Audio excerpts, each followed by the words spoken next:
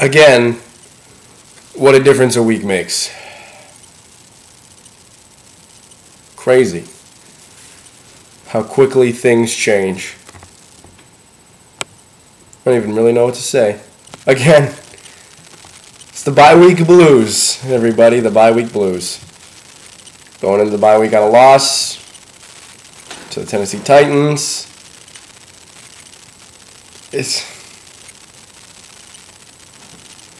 Where do you start?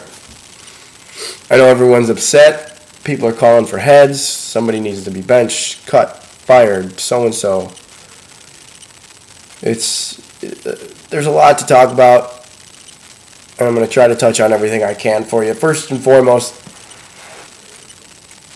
the Bills lost. The Bills blew it. Now, it wasn't for lack of effort on the part of offense, I don't think. We'll start there, I guess. Offense put up 27 points. 7 came from special teams. 34 points should win you the game. If your offense puts up 27 points and you get another 7 from the special teams, you should win. You absolutely should win. The Bills finally handled the Jackson Spiller thing well. They each had 70 yards. I'm fine with that. I think we saw the zenith, if you will, the very tippy top, the summit. Is that what that is? Of what Ryan Fitzpatrick can do in Chan Gailey's offense. And for the most part, it was pretty effective. He actually played pretty well, I thought. Fitz played pretty well. Behind a subpar offensive line. He played well. I mean, he threw 3 touchdowns. And now I know we're all going to go back to the last part, which we'll get to. But I can't hang this loss on him. I can't do it. I know he played well for 57 minutes, and then he finally made one bad throw at the worst possible time. And that clutch gene, that needs to be there. Johnson was open. He overshot Johnson with going for Jones and made a wrong read at a crucial point in the game, which you just can't do. But other than that, and I know that's a big negative, the guy scored 27 points off no turnovers. Defense didn't force any turnovers, which, again, I'll get to. Those were all him leading the offense down the field, getting the points. It worked, and Tennessee's not that great of a team, but you know what? Your schedule, like I said, is what it is. We'll see what he can do in a couple weeks against Houston. We'll talk about that too. Because I'm hanging this whole loss on the defense. I don't care that Sean Powell punted the ball 22 yards. It sucks. It was a crappy punt. But the Bills got a stop on that. The defense did. Their only good defensive possession of the game. Brian Scott came away with a huge 4th down stop. Then Fitz threw the interception, and then that's when they scored. But listen, you had 4th and 9. And it's a situation where, Tennessee ran the play clock down to talk about it. They were calling timeout. They're like, this is it. We're throwing all our marbles into one basket there or whatever. And if we don't get this on this play, we lose. We're going to lose. So the Bills are in a situation where if we don't let them gain 9 yards on this play, we win. And what do? They let them score a touchdown. Justin Rogers totally outmatched once again by Nate Washington. It's amazing to me that our 7th-round corner sees time at nickel over McKelvin, who was a first-round pick. I know McKelvin struggled. Where's Terrence McGee? I know that he works outside most of the time, and so does, you probably want Gilmore on Britt and Aaron Williams on right, and yeah, Aaron Williams is struggling at times. Not playing very well, but he had nothing to do with that play. Just why can't you put McGee out there and nickel in like a game-time situation? You put your 7th-round, second-round player. Or second-year player, excuse me. And then Wilson Wilson's having a terrible season. Constantly out of position. He was so good last year, and this year he just finds himself out of the loop. I think it was, who had the guy coming across the middle? Was it Scott? Might have had the guy coming across the middle, and Wilson stayed over top of him, even though that was sort of Bird's area. And because Bird had, I believe, I don't know the receiver on the outside. Might have been Britt. And then Bird had that area. And then the guy that Wilson stayed with came into Bird's area almost. So Bird has those two guys. Wilson should have the two guys running to the corner.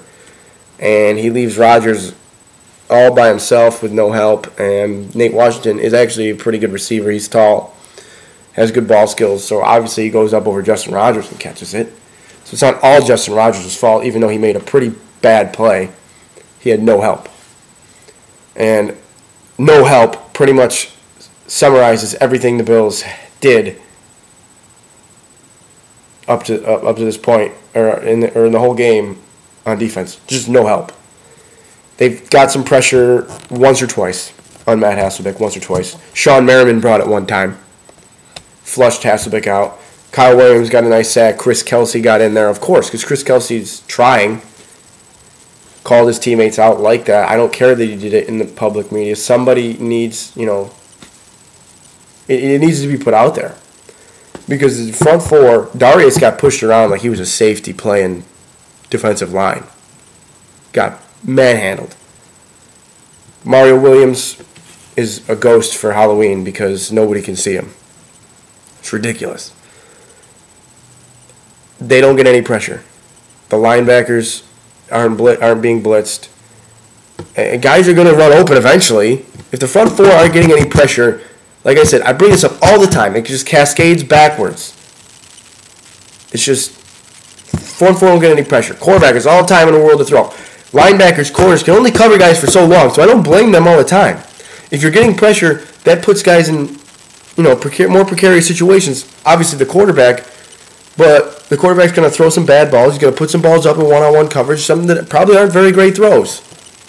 You have to make them make a good play. And when you're not getting any pressure, you're allowing plays to develop. You're allowing plays to even break down and guys to run off their routes and just get open. Now, that's just the pass defense. The run defense is absolutely abysmal. Absolutely abysmal. I know. Look, I fully expected Chris Johnson to score a touchdown in this game. The guy had 4 touchdowns in 2 career games against the Bills. He went for 153 last year. I fully expected him to have a good day. He had an outstanding day. It was just ridiculous. He didn't get touched on his 83-yard touchdown. He didn't even get touched. And I think he might have broke off a little bit. That the run might have been designed to go to the right, and he cut back to the left. But even so, linebackers, just they got to be reading those situations better. Safety's got to be reading those situations better. Corners got to be, oh my goodness, it's so bad. And you know what? And it boils down to what everyone is saying is coaching. And you can only, like I said, you can only hang so much on coaching, but I wish Wannstedt would just get something in place. Realize we need to blitz. If he blitzed, maybe that game would have been different. How many times did we send 5 or more? Did we ever? Ridiculous. Think about it. It's basic mathematics. They have 5 guys on the line, sometimes 6 with a tight end, sometimes 7 with a running back. And you can't get there with 4 guys. Obviously, do the math. You got to send people. You got to send odd man rushes and things like overloading sides and just. I'm not even a coach. I couldn't be a coach, I don't think. But it's simple. And then what's even more amazing is that the Bills are dropping 7 guys every time. And 4 guys are still getting open. But like I said, that is a result of guys just, receivers aren't stupid. They'll find holes. They'll go to the holes. They'll break off routes and get open. It just happens. Do I want Dave Wannstedt fired? Not yet. Do I want Chan Gailey fired? Not yet. Players need continuity. I don't care what you say. I mean, before the season started, when Wannstedt was defensive coordinator, we're like, finally we have somebody who knows how to coach defense. And now 7 games into it, you want to throw in the towel. Granted, the defense has been terrible. But you can't throw in the towel that early. The players need continuity. They need... That's what I just hate, is that one season you fire your coach or something like that. And, you know, new guy comes in, takes him time to install. It's a long process, and I know it's a win-now league, and that's why I think continuity is important, like I said. That said, we all had such high expectations for this team, and they aren't living up to them. Like 2 years ago when it was 2010, we knew for most part they were pretty bad. But now we think we have all this talent. We have $100+ million on the defensive line, and no results. Absolutely no results. So, you know, obviously we're calling for heads. We want Mario benched. We want Wannstedt fired or Gailey fired. Buddy Nix fired. We're talking about new head coaches already. It's crazy. And yes, I do think that Gailey's job is on the line with the next 9 games. But as I look ahead on the schedule, I mean, I know we just lost to Tennessee at home, and that sucks. And the reason people are so depressed about that is because we see at Houston and New England coming up on the schedule, and we just think, loss, there's a season. Because we're 3-6. And that's not necessarily true. Like I said before, those are teams that you have to at least demonstrate that you can compete with. Because those are playoff teams.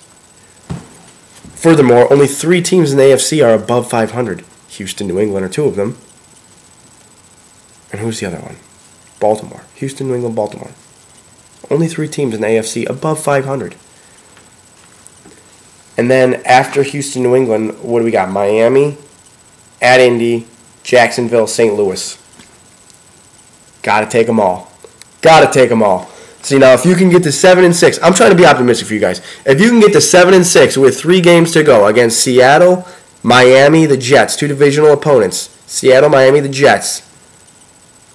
And we're 7-6. We're still talking playoffs.